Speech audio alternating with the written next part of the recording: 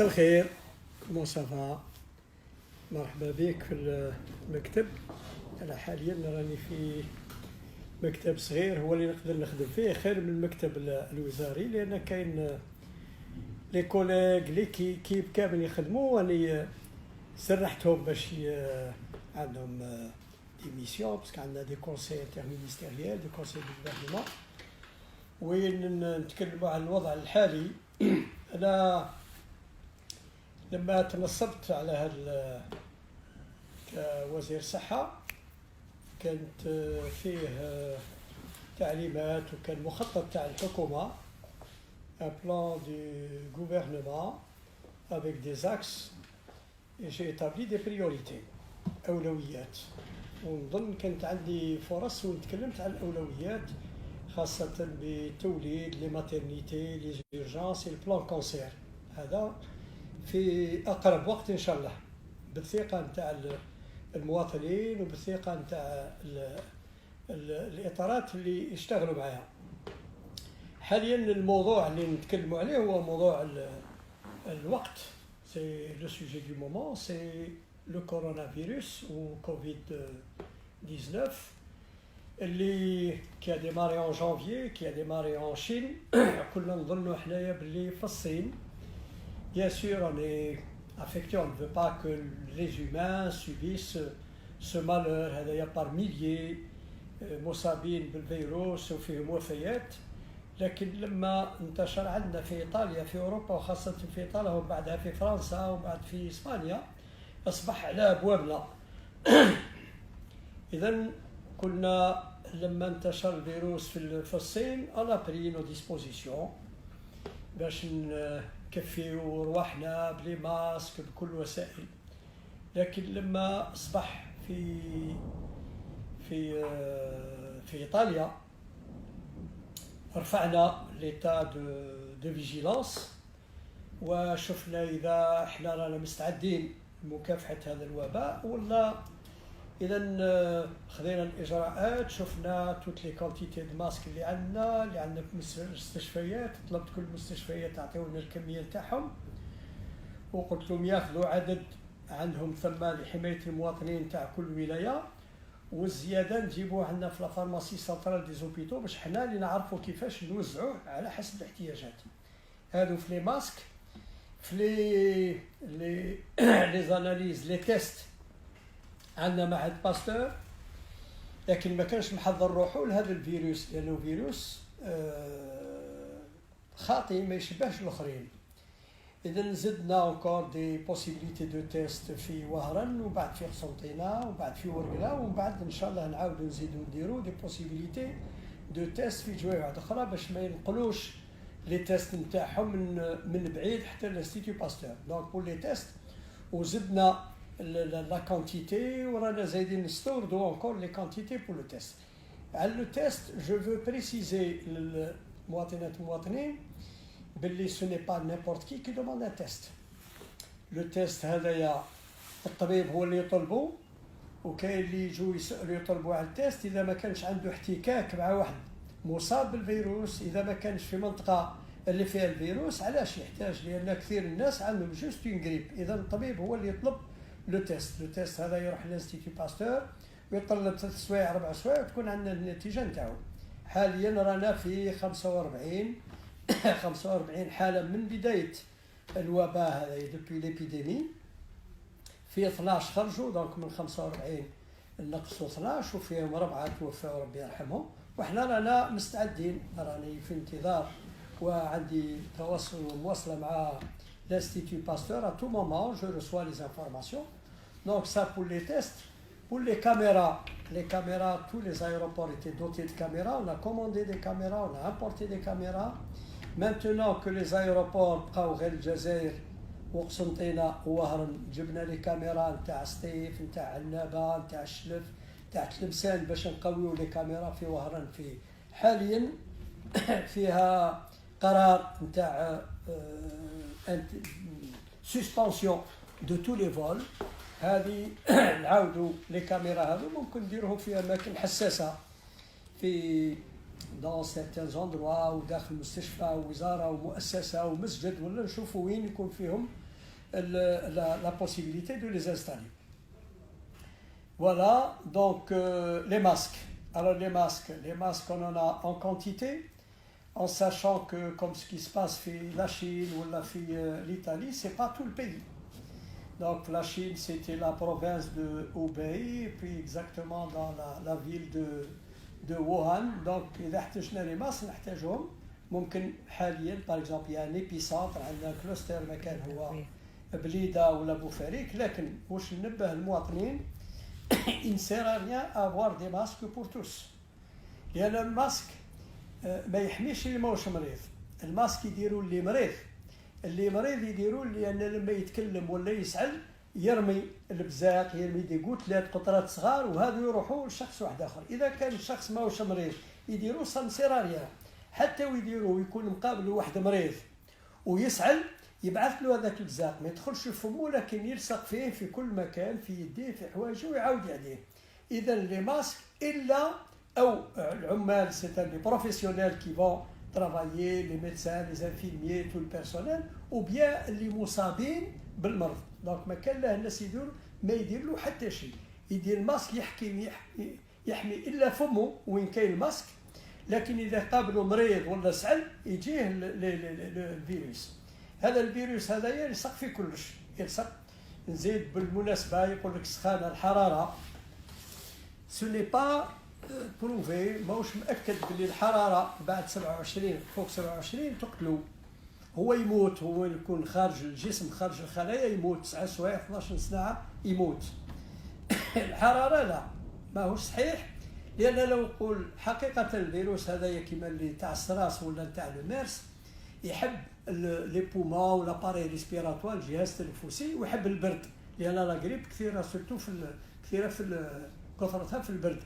لكن لما نقول ما يعيش في الحرارة، لماذا في سلطنة عمان وفي الإمارات وفي بحرين وفي السعودية وفي إيران وفي الدول الأخرى لحرارة أكثر من الحرارة نتاعنا هنايا، وراهم مصابين خاصة بالإيران، وهي إيران راهي في حالة كبيرة. هذا بالنسبة للكمامات. بالنسبة للجيل هذاك ولا الجيل مليح، لو جيل غسل اليدين، هذه درك نتكلم عليها من لي ميزور دو بريفونسيون، على الأقل 20 ثانية أو 30 ثانية الغسل مليح مليح مليح. اللي ما عندوش جيل الصابون يكفي، الصابون وحده يغسل مليح يحك مليح وكل شيء عاود يشلو بالماء، الصابون يكفي. أنا واش نزيد نتكلم لك خاصة على الوضع الحالي. احنا نحب نطمن المواطنين باسكو لو دوزيام مال سي لا بانيك. اخطر شيء بعد الكورونا هو لا بانيك، الخوف. حاليا رانا نشوفوا الجزائريين واعيين بالنسبه للخوف، لان راهم يشتغلوا عادي لاباس عليهم. في المستشفيات ما كانش كثير مرضى، يا با دافلو دو مالاد او نيفو دي زوبيتو، لا في تو افي نورمال. حنا هذا الشيء حابينه حنا باش ما تكونش لا بانيك. لازم اذا ما هما ما عندهمش لا بانيك، حنا عندنا لا بانيك. حنا ماناش حاب تكون لا بانيك عند الاشخاص، ما حنا لازم تكون عندنا. علاش؟ في صالح المواطنين لازم تكون عندنا لا بانيك، لازم نتجندوا، لازم نحضروا نفوسنا، ما نخطوش المكاتب. حنا المكتب رانا نشتغلوا صباح وعشيه صباح وعشيه باش نوفروا كل الوسائل اللازمه لحمايه المواطنين والمواطنات، وتعلموا باللي هذا من الاهتمام الدوله واهتمام خاصه رئيس الجمهوريه. اذا واش لازم الناس يديروا؟ واش نقول للناس سا سي تري تري امبورطون.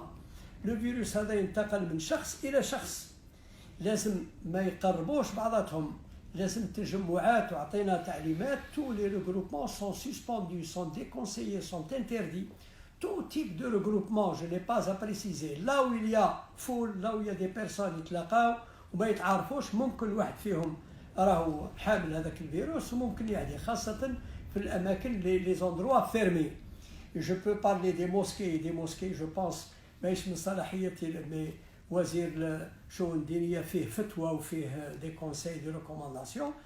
في تونس، في الكويت، في بعض الدول الصلاة في البيوت ما فيها والو، صلاة فرض على كل حال، ما يكون خطر على الأمة الناس يصلوا في بيوتهم، لأن باش ما يتناقش المرض بيناتهم. فيه شيء اخر مهم جدا، نتكلم عن الحراك ما عنديش تدخل في هذا الشيء هذايا، لكن نتكلم عن التجمع نتاع الحراك.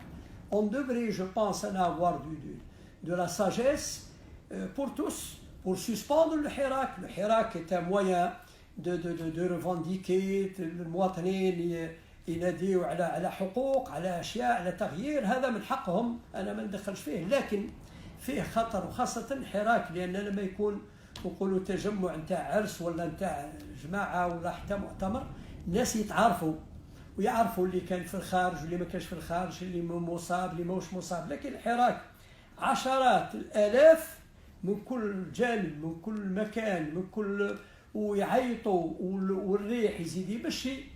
لي قوتلات هذو ماهوش على متر لان لي قوتلات لما يكون الريح، انا نظن، انا على حسب رايي انا هذا كطبيب اولا وكوزير صحه، انا نظن كل التجمعات وكل واحد يفهم التجمعات سسبوندو حتى نقضيو على هذا الوباء. اذا وسائل الوقايه معروفه، كل حنا رانا درنا نيميرو فير، درنا دي سبوت، دي زافيش، دي كومونيكي دو بريس، دي بوين دو بريس تو لي جور. نظن كل الجزائريين على بالهم، عندهم انترنت، عندهم كل وسائل على بالهم. حنا واش نقول لهم؟ سي ان سوجي تري بريوكوبون، الحاله خطيره جدا جدا، خطيره في اوروبا. السيناريو اوروبيا يخوف كثير. حنا حاليا عندنا عدد قليل، هذا العدد يجعلنا حنايا بدون ما اوني بري دو كور دو فيتيس كيما اوروبا، كيما ايطاليا، كيما فرنسا، حتى لما انتشر كثير والفيروس منتشر في البلاد باش خذاو الاجراءات وممكن تعبوا. احنا قبل ما ينتشر، احنا في الحاله هذه خلينا كل اجراءات ومازال تتخذ، ومازال عندنا اليوم برك جاو دي باليت دو برودوي بور فير فاس. اذا